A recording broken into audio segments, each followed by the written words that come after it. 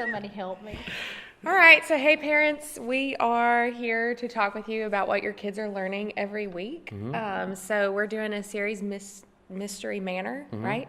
And the kids are uncovering questions about who God is and all that kind of stuff. So week one, we asked the question, is God real? Yeah. So The question, is God real? What are the kids going to say to it? What we talked about, Stevie, who didn't believe because he couldn't see. Stevie doesn't believe that God's real because he cannot see God.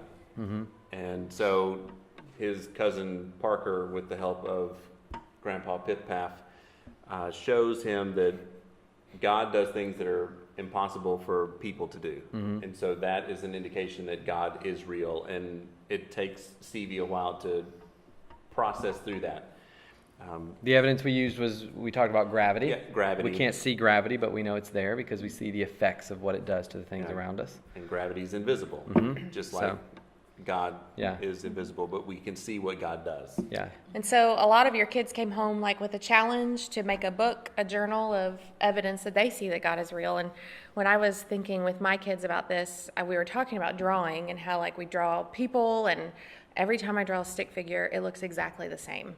And in my mind, I was like, man, I have 4 kids and they're all different. And that is evidence to me in my life of, in that moment, how real God is, just in how I draw stick figures, exactly the same every time. And we're all different.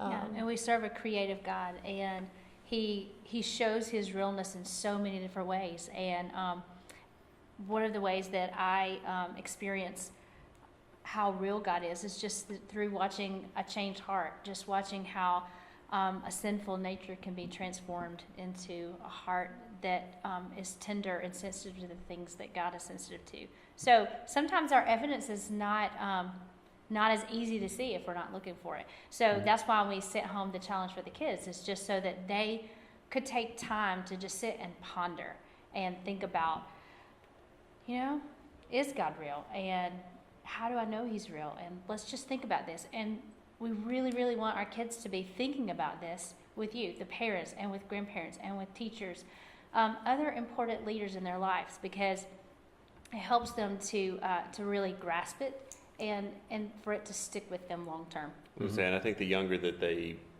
begin to form those concrete evidences for them, the easier it's going to be for them to defend that as they age.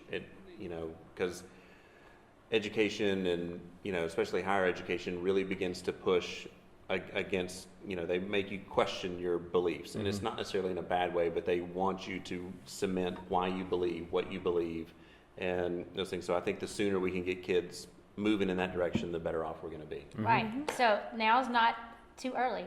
A young age is not too young to be equipping yourself to be ready to give a defense for why you believe what you believe. And it helps children to embrace that when they embrace it as a family. And so that's why we want to encourage you throughout this entire series. We're going to have challenges for kids to go home and to talk to you about this, because it is important that they have that your family learns together and grows together, and just take time to see how this can really change the way your child sees life and approaches their life in school, at work, at home.